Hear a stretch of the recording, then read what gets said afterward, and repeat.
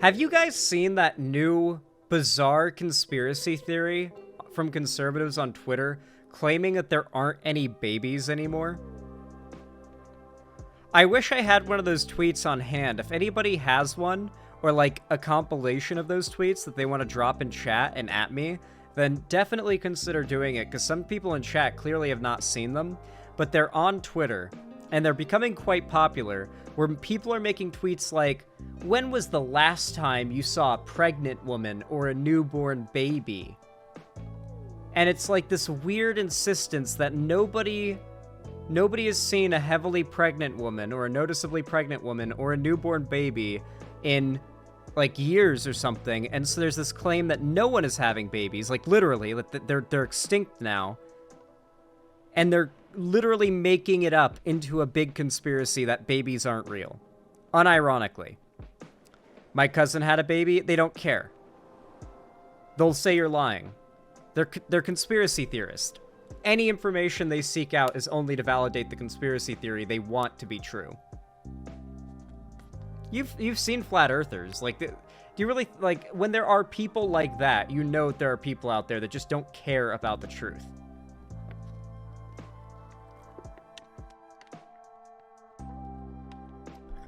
I've seen pregnant women and babies in medicine.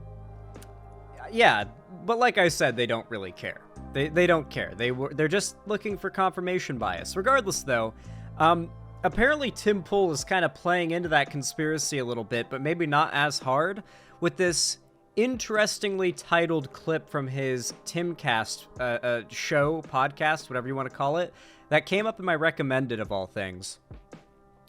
Society is convincing people not to have kids. This world is moving on without women. So apparently this is going to be a video, I guess, trying to frame the idea that women are empowered to, like, pursue careers and live their own lives as men have their whole lives. That somehow that means, without being broodmares, the world will move on without women, with this weird, subtle implication that women are so useless without their reproductive abilities that, you know, the world would just move on without them, despite their massive contributions to the economy, and, like, being over half the population, and, like, being the primary caregivers for most children, and, like, being the primary people working in jobs like teaching and stuff like that, and nursing and stuff like that. Yeah, but, you know, apparently society is moving on. The world, sorry, is moving on without women if they're not being used as broodmares. So let's find out how feminism is actually bad for women. Argument number 5,622,823. Months ago.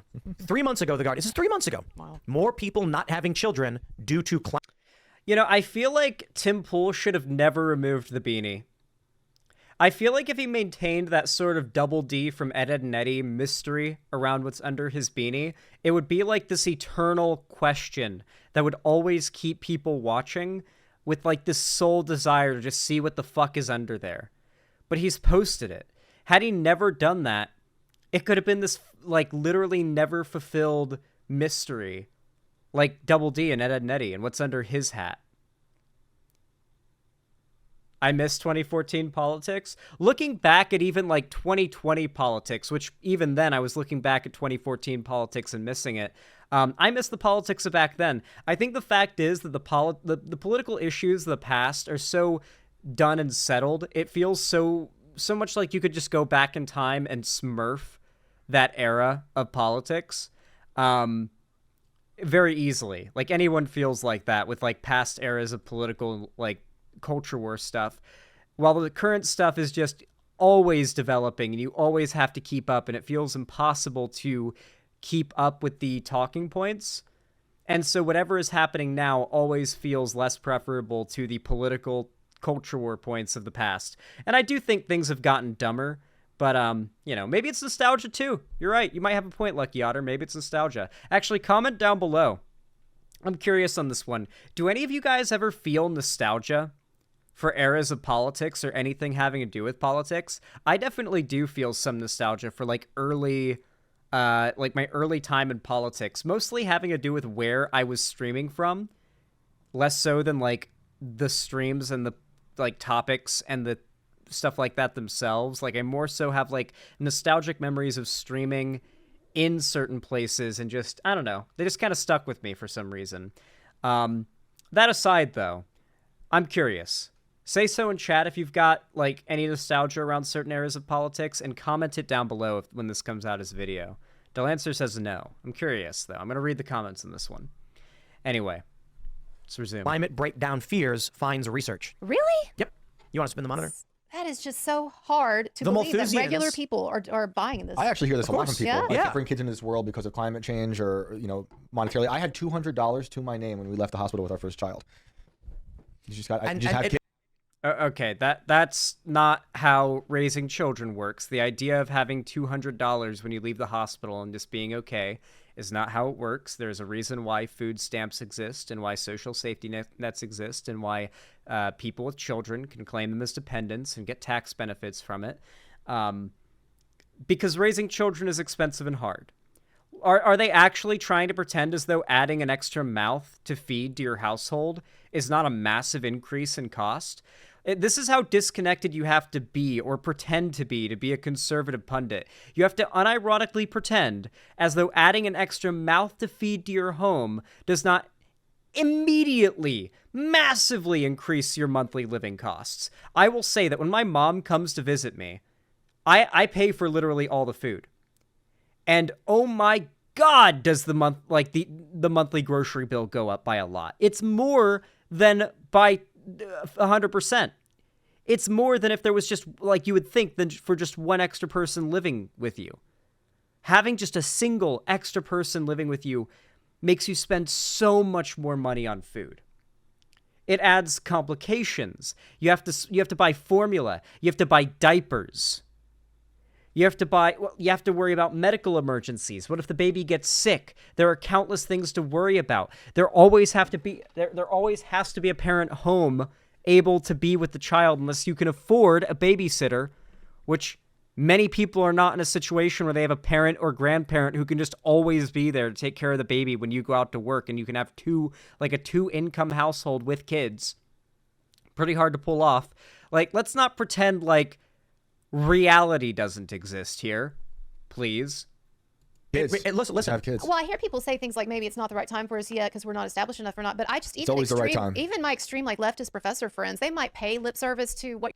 It's always the right time. Genuinely, these people want you to suffer for their political ideology. They genuinely want you to suffer for their political ideology. It's always the right time to have kids, is what that guy just said. These guys are desperate to increase birth rates. It's like, I saw a vid about how climate doomerism is mostly pushed by channels who used to push climate denial. It's possible, but like I haven't really looked into that, so I can't really say if that's true, like factually.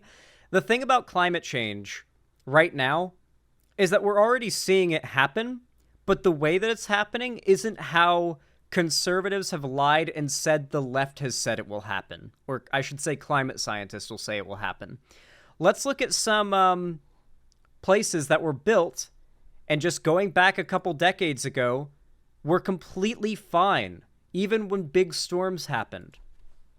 Here's a video of a tiger shark swimming through a Florida neighborhood after a recent flood because of a storm surge that happened.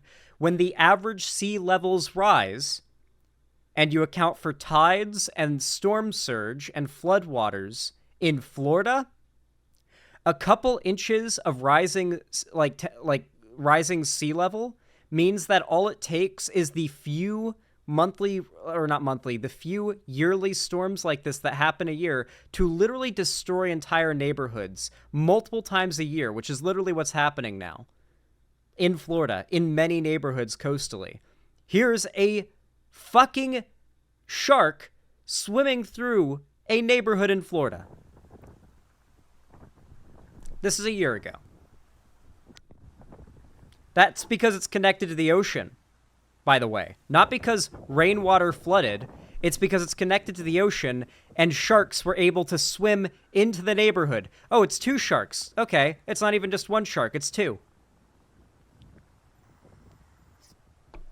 Wasn't this fake? No. This happens all the goddamn time.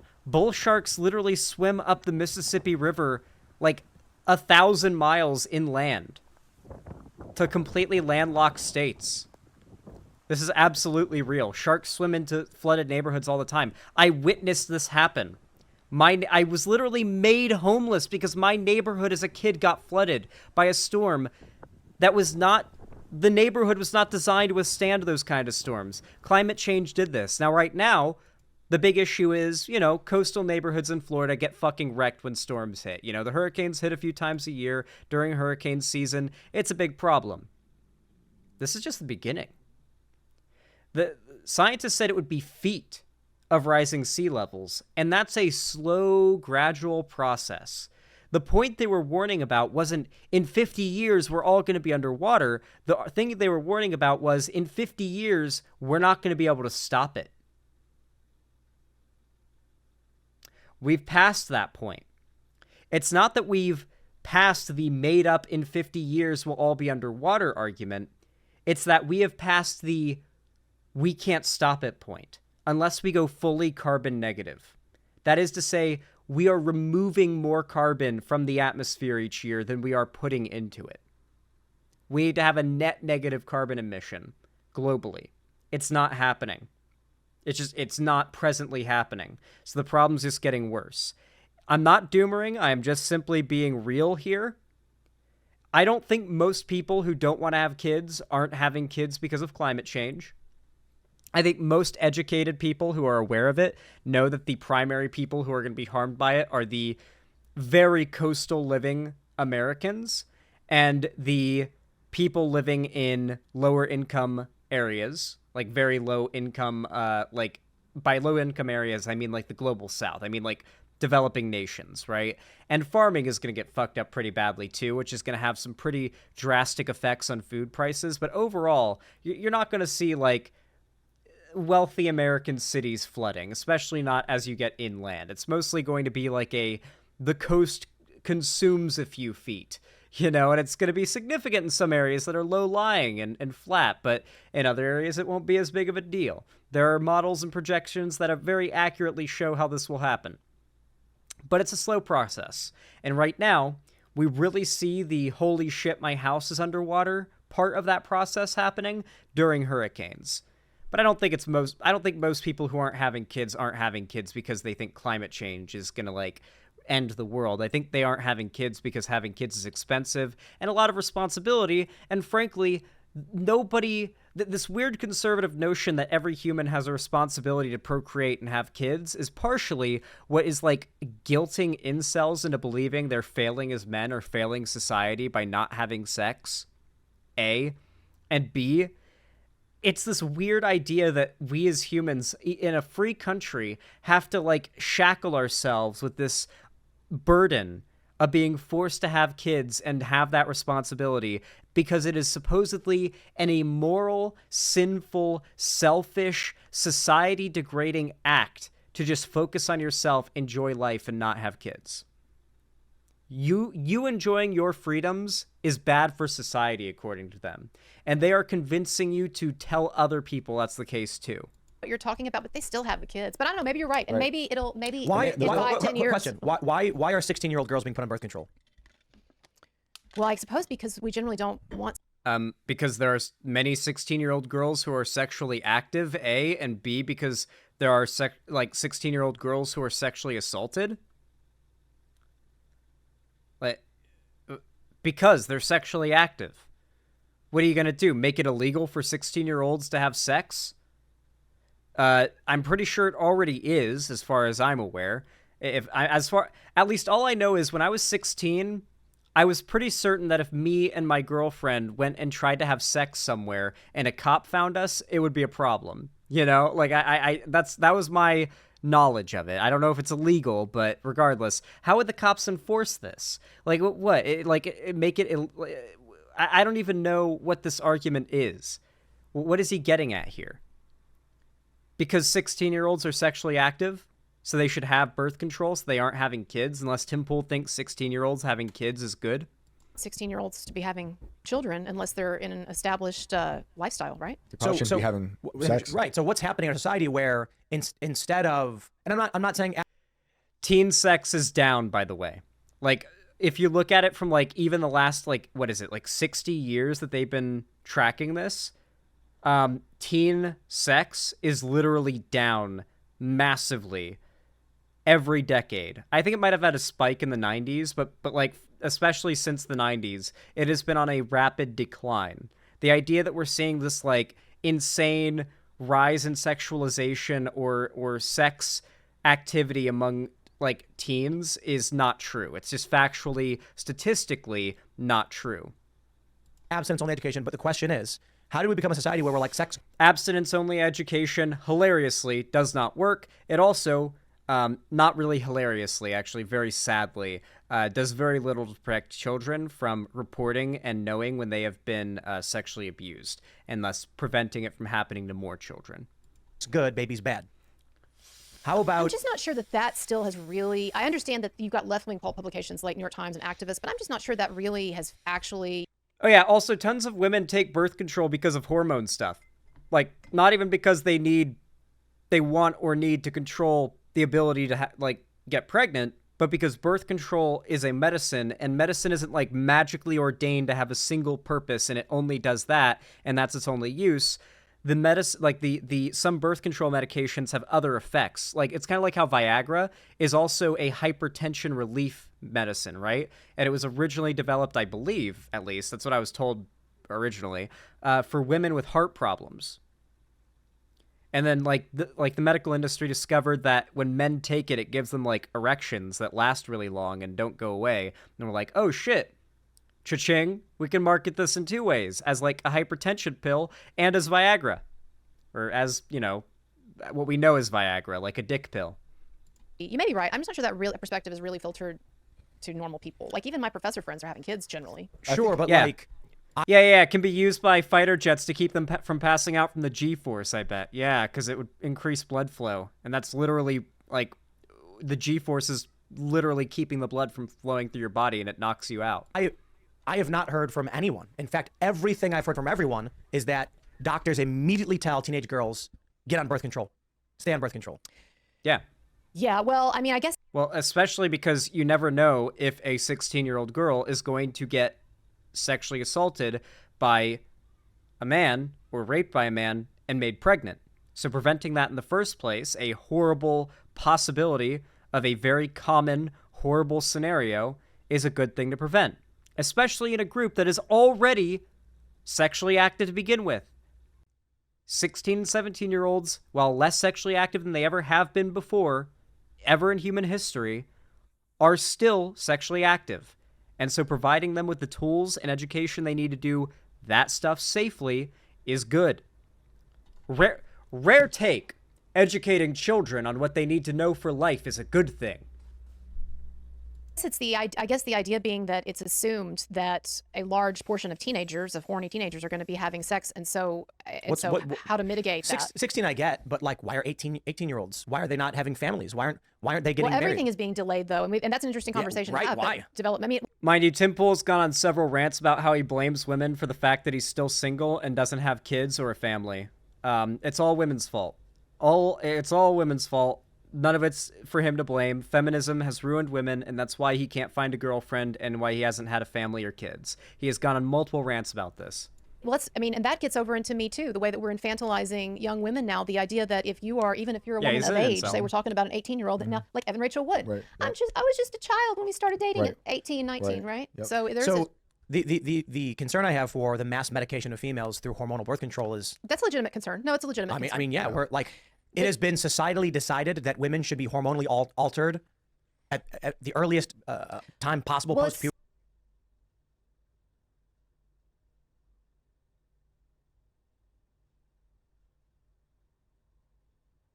All right, Tim Pool, keep talking. Don't hold back. No filter. Let it all out. Keep talking. Let it all out. Don't hold anything back. Let that mask slip.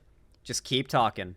Hang yourself with your own rope. It's been decided, I think. Well, what I would say, though, is that up until several decades ago, we did not have access to that technology. I think if you'd had women in the 1100s or whatever who had access to ways to not produce 15 kids, then you might have been having more people using it. Now, I totally agree. No way. You don't think that people would have used birth control if it had been available Absolutely hundreds not. of years ago? Absolutely not. I think having kids was something big families. Okay. On one hand, if you lived in a situation where having children would be disadvantageous to you hundreds of years ago, then you probably would take birth control if it existed. Yes, especially if you were like a dude or especially if you were a sex worker, you know, the oldest profession in existence, you would definitely take it. Especially if you were a guy who wanted to have frequent, you know, sleeping around without consequences, you would absolutely take it. They were using sheep stomachs as condoms back in the day, okay? They were willing to do, they were using like shit, literal crocodile shit, I think, as a spermicide in like ancient Egypt or something like that. That might be a myth, but I swear I've heard that. Okay, that's real? Okay, yeah, that's actually real. It's not a myth. They tried. For literally going back thousands and thousands, tens of thousands, it was a crock of shit and honey. Tens of thousands of years ago, they literally tried their best to make birth control happen because there were many cases in which they wanted to have sex for pleasure without getting anyone pregnant. Anal sex was popular because of this. Hell, many societies and cultures, such as, was it the Greeks, I think it was, literally loved anal sex among men because there was zero chance of getting anyone pregnant. It was as casual as it gets, you know? And then, of course, there's the fact that, obviously, he's going to try to make the go-to argument of, back then, many people were serfs, they lived on farms, they were subsistence farmers, so they had to farm for a lord, and so they had to have as many workers as possible to get by, and so having a shitload of children was a good thing. But not everybody back then was a serf or a farmer. Many people would not be, especially, oh my god, the child mortality, the birth mortality rates were immense hundreds of years ago. Every time you had a kid, you were both rolling the dice on the mother dying, like a substantial amount of the time, and rolling the dice on the baby dying a substantial amount of the time. The idea that people would not opt to use birth control hundreds of years ago, batshit insane. Fucking bizarre, especially when they did try to have birth control back then. We know they did. They tried it. It was like very primitive versions of it, but they tried. They wanted it. It's a product of the Industrial Revolution. There's a viral video right now where a guy's walking up to women and saying, do women need men? And they all say no. Think about what the world would be like. Yeah, you can find people who say stupid things. Yeah, and men don't need women. Like, if I went in there and said, do men need women? Do men need women? And they said yes, I would call them pussies if they admitted that they need women. That's some pussy-ass shit. If you are a man and you literally need a woman in your life to be functional, you are literally admitting to being a dysfunctional man-child who wants a mother, not a partner, okay? And a real man, can live by themselves, take care of themselves, and deal with their own shit. Most of the time. There's a difference between getting help and having your stuff handled for you. Same goes for a real woman, you know? Like, as far as, like, being grown up, being an adult, right? What is this idea that, like, women need men? That is, by definition, misogynistic. It's the argument that men are somehow more... They'll try to argue women need men and men need women, but because they'll try to, like, level it out in some way. But it's bullshit. It's bullshit. We all know it's bullshit. When the mask comes off and they're not being challenged, they all go on about how men are special and specifically, you know, guide women through life in some way. No. People are people. Let them have the free will in the freest country on earth to live their lives as they please, as men have for literally hundreds of years, and stop whining about it. Of course. True, but how does the idea exist in any capacity? Go to the 1700s and ask a woman walking down the street by herself if she needs a man, and it's a ridiculous question. Well, sure, yeah. It's almost as if feminism has empowered women substantially, culturally demonized things such as rape, sexual assault, etc. People are generally more inclined to defend women when they see them be attacked or opposed upon. Like, it's almost as if feminism has had some positive impacts on the world, like women feeling safe to go out alone and live their lives. Of course, Tim Pool just indicated that women feeling safe to go out alone is a bad thing. She's probably not going to be walking down the street by herself. I'm not saying that attitudes are exactly the same, but I'm just saying that I think that look, if you look historically at women, having 10, 11, 12, 13 kids or however many, I don't think that most women, given the option to do otherwise, would want to have that many kids. And so to me, you're totally wrong. This is a product of modern sensibilities. But I think I like how even she's just like, how do I save him from saying something so retarded? Because all these people are his yes men, and they have to pull him out of saying something too fucking dumb. And she just realized, how the fuck do I save him from this? He just keeps pushing. I keep giving him outs from this dumb take, and he keeps pushing. I think that people were having children for a range of reasons in the past, but part of it was that that there weren't as many birth control options, and also because people needed, in agricultural societies, people to work the farms and so forth. This may be apocryphal, maybe legend, but I've heard, Kurt, you might know this. In Sparta, the only way to get a headstone, if you were a man, was to die in war, and if you were a woman, was to die in childbirth. I don't know that. Otherwise, I'm going to be honest. Ideas such as you have to fight in war to get citizenship or a headstone or whatever it may be, and to be a woman, you have to give birth, or hell, even in order to give birth, you have to get some kind of license. This is literally like the satire of fascist societies that we see on TV and in movies, okay? I don't agree with that. I don't like the idea of, like, barring people's rights behind, like, service to the military. That's not good. Mind you, these people would never advocate for something like this when it comes to gun ownership. These people are all against laws that lock certain firearms and certain firearms categories behind, like, oh, you've had to have served as a police officer in the military, and then you're able to, like, get a license to own this type of gun and buy it. They're all against those laws, but they're pretty in favor of laws like, you got to be a veteran in order to vote, or you got to be a veteran in order to do this or that. They love those ideas. They just want a fascist society. Mind you, Tim Pool, like 3 days ago, tweeted democracy should be illegal. Just flatly that. You died in some unmiraculous way. You're saying there used to be more respect for childbearing than there is now. And we got to a point where there are so many humans, we do not, the risk of extinction is rooted in. Wait, okay. This is them having to balance between their two false conspiracy theories. The one in which, like, the birth rates are dropping dangerously low, and the one in which they claim we're dealing with overpopulation. Neither of these claims are true, and yet they have to, like, simultaneously be true for their conspiratorial worldview to work. Somehow we are both dealing with overpopulation and underpopulation. No babies are being born. I guess he's going to suggest he means white babies, though. Like, if I actually, like, I could probably pin him down. He'd admit he means white babies. He's talking about the Great Replacement. Overproduction and ecological collapse and not population decimation. But if you go back even a couple hundred years, the population of the United States at the time of the Revolution. Also, we throw away, like, hundreds of millions of tons of food a year. That's, like, completely fine, but it doesn't look pretty enough to go on the shelves of grocery stores. So, like, the idea that any amount of, like, population boom will be a problem as far as feeding people, like, practically speaking, as long as cost isn't a problem and Republicans don't, ensure people starve, then, no, there's no problem with overpopulation. We produce plenty. Population was 5 million. It's 327 now. It's 600 some odd in Europe. There's no fear that humanity gets wiped out. Back then, you needed to have kids.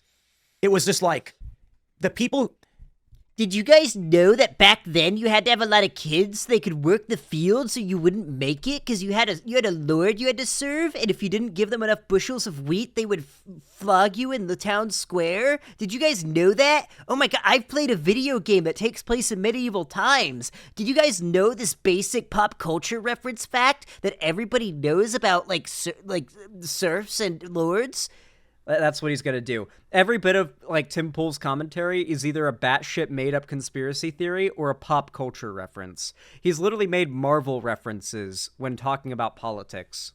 If you go back to when humanity actually faced real survival challenges, and maybe even not 200 years, because 5 million people is very unlikely to see an extinction event happen. But okay, Tim, every birth was rolling the dice on death for both the baby and you. You had as many kids as you could have to keep, like, your line going and to keep, like, useful hands around. Having too many kids, though, risked losing a hand and losing a kid. So that you basically would lose 2 people for no reason. So, no, the logic was not have as many kids as possible back then. Not even back then was that the case. Husbands loved their wives and worried about them dying during childbirth back then, believe it or not. Like, misogyny was a thing, and it was a problem, and there were a lot of horrible things, but husbands did love their wives back then and did worry about them not surviving childbirth. That was a thing. But it could, through, plague or something. Believe it or not. The people who chose not to have kids ceased to exist. And the people who chose to have children succeeded and had more and more families. So the evolutionary pressure has always been on maximum. Okay, then in that case, if the people who don't want to have kids will Darwin themselves out of society, and the people who want to have kids will repopulate society and become the dominant part of the human species, and it will just natural selection itself out, then what's the problem then? It's a self-fulfilling problem in Tim Pool's worldview then. Amount of children. If that was not the case, women would ovulate once a year or once every other year. I understand biology, and I understand you're talking about large. So Tim Pool's trying to argue that the point in which women start ovulating and how often they ovulate is an indicator of how often they should be reproducing. So for one, there are women who have their first period at like 12 or 13, so that is disgusting for Tim Pool to suggest, on one hand. And women ovulate, like, monthly, normally. And there are many women who have abnormal reproductive cycles. So it's like, what the fuck? I don't even... This is insane. This is literally like, did he not take a 3rd grade health class? Literally, Avalon of Babylon. Literally no 3rd grade health class knowledge to be found here. Trends and so forth. But I just don't think that when a woman, whether we're talking about past or present, when a woman thinks about how many kids I want to produce, that she's generally thinking about these larger like demographic or evolutionary concerns. I think it's actually a very personal thing. And I think up until recently, there just wasn't as much access to various methods of birth control, whether we're talking hormonal or not. I think that's a product of... She's completely right, by the way. This lady has the most correct opinion and is trying her best to give him an out so that he can, like, agree with her and they can have, like, a compromise position and he can look less stupid. The Industrial Revolution. I mean, that definitely, yeah, of course. He always, in any topic, by the way, gets hooked on a certain point and he never drops it. And this point, it's like the Industrial Revolution and its consequences have been a disaster for the human race. Simultaneously, climate change is not real and not a problem, but also the Industrial Revolution is awful and started all the woke evil shit that's destroying our society. But not climate change. That's not real. Ignore any graphs that show the massive spikes in carbon dioxide levels in our atmosphere coinciding directly with the start of the Industrial Revolution. Ignore all that. That's nothing to do with that. So, and this is considered to be like academically true, that the washing machine, the microwave, the convection stove, these are the things that reduced the birth rate. Because it used to be a function of, if we want to survive, we need a family. Right. 2 people cannot survive on their own. These technologies were made via, research for NASA. What the fuck is he talking about? Microwaves, Velcro, like, induction heating. These were all made by NASA for space travel. Like, pretty much anything that is space-age technology back in the 70s and 80s that we have today was developed for space travel. Or based on technology developed for space travel. Like, hell, even Keurigs are a more modern example. The powdering and dehydrating of the coffee and hot chocolate and stuff is how they prepare that shit for space travel. Actually, now they more often do it in pouches in liquid form, but I imagine they're going to start moving into the powder form now more because it's lighter. But the same amount of water would still have to be brought up, so I don't know. Maybe they just keep it in the liquid form. Who knows what NASA will do with that. But yeah, like, it's wild to me. He thinks that, like, microwaves exist because families? They exist because NASA. Right. Have kids. It takes a community, or what is it? Is that what it takes? It takes a neighborhood or something to have a kid. And then you need more people to do work. If you stop having kids, you will die. You will cease to exist. So sure, if you go back 400 years and there's a woman who was saying things like, I think I only want to have one. Okay. We live post-industrial revolution. We don't need to have a lot of kids. There's no necessity for it, okay? People are not going to do it if there's not a necessity for it. It's as simple as that. It's interesting how these people who are so desperate to argue the right is the party in favor of freedom, the group in favor of freedom, are also the ones just honestly to your face saying we need to control people and force them to do things they don't want to do, like have children. Absolutely wild. Remember, guys, Tim Pool thinks democracy should be illegal.